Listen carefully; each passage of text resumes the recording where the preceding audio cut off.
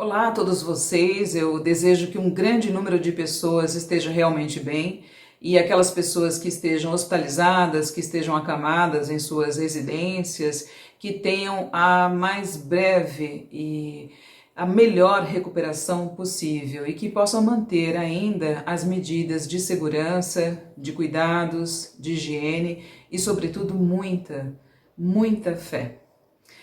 Há tempos, recentemente, passamos por várias considerações em torno do Covid-19 no Brasil. Profissionais renomados da área de saúde, muito respeitados, fizeram as suas apresentações, vamos dizer assim, de ideias, de objetivos de promover a tranquilidade da população, inclusive bem no início da chegada do vírus ao Brasil, falando sobre, antes disso, falando sobre o fato de que o vírus estaria longe, né, estaria do outro lado do mundo e que as pessoas não precisariam ficar realmente preocupadas com isso. Nesse momento me ocorreu a seguinte pergunta: a quantas horas de avião exatamente esse vírus estaria tão longe assim do Brasil? Outras considerações foram feitas a respeito do não uso de equipamento de proteção individual como as máscaras, e nós profissionais da saúde conseguimos entender esse discurso para conter justamente o consumo desordenado, o consumo desenfreado, dada a grande preocupação e até má fé de algumas pessoas que poderiam estar envolvidas nesse consumo tão grande. Para nós que trabalhamos dia a dia com esses equipamentos de proteção individual, né, como as máscaras, por exemplo, nós entendemos que a sua importância é crucial, né? Nós nos protegemos de eventuais tosses, espirros, fala, e protegemos também o paciente. Então, dessa forma, nós, naquele meio em que estamos, nós conseguimos controlar a transmissão de eventuais enfermidades, desde as mais simples até as mais complexas. Eu faço parte de um grupo de profissionais que desde o mês de janeiro começou a adotar medidas preventivas de aumento da imunidade, antes mesmo do primeiro caso ser registrado no país, que agora já sabemos que não foi pós-carnaval e sim em janeiro deste ano. Mas o nosso objetivo era, inclusive, em espaços públicos, como supermercados e transportes urbanos, já utilizarmos a máscara. Claro que gerou estranheza de algumas pessoas, gerou certo julgamento, mas isso para nós não tinha relevância, porque partimos de uma tentativa de gerar um consenso, de um cuidado maior. Óbvio que as pessoas que usam máscaras não são só aquelas pessoas que estão nesse momento preocupadas em conter a contaminação pelo Covid-19. Há outras pessoas que precisam usar máscaras por outras questões de saúde também. Os vírus, eles têm um comportamento bem diferente entre eles, né, entre si.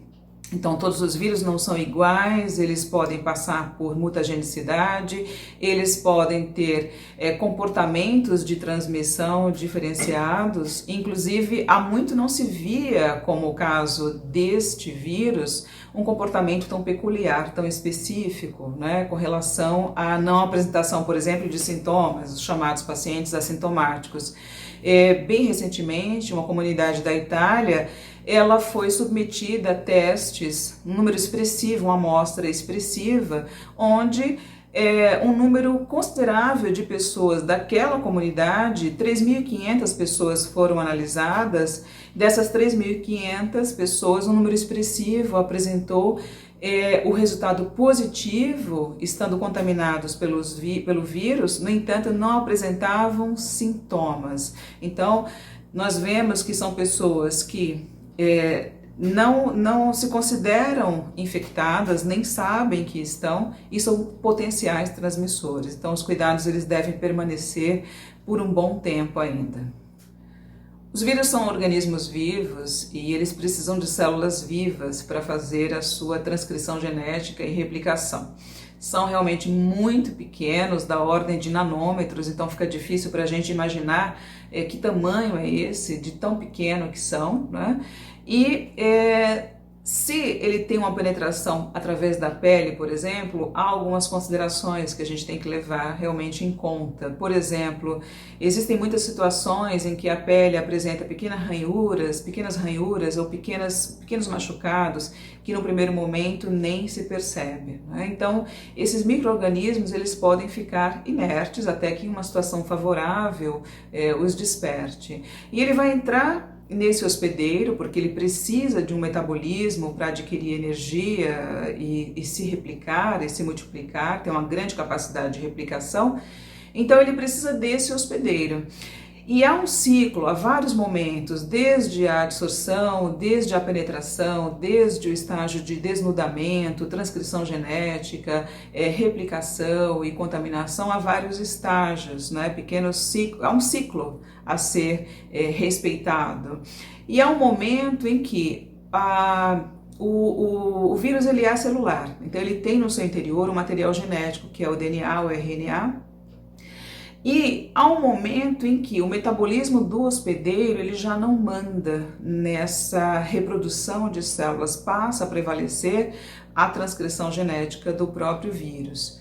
Então, ambientes fechados favorecem, sem dúvida, essa contaminação, essa dispersão de partículas através do ar, através da respiração, no caso desse vírus, que a contaminação se dá também dessa maneira.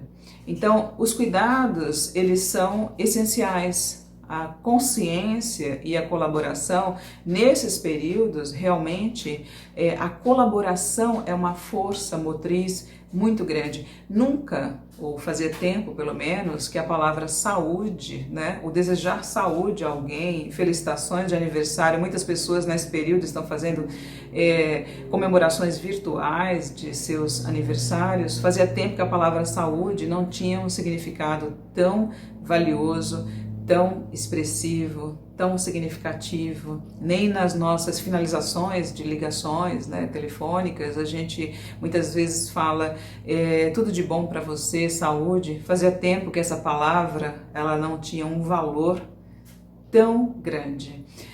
E eu desejo realmente que o espírito de colaboração em várias situações, não só na biossegurança, não só na segurança pessoal e do coletivo, mas nesse momento precisamos de melhores ações com relação a tudo, com relação à comunidade, com relação à sociedade. Eu vou citar uma, por exemplo. Eu estou numa região de São Paulo onde as pessoas têm acesso à informação, têm acesso à educação. E recentemente eu vi duas praças próximas deste local, onde havia deposição de materiais de entulhos, né? Janelas, vidros, baldes, latas.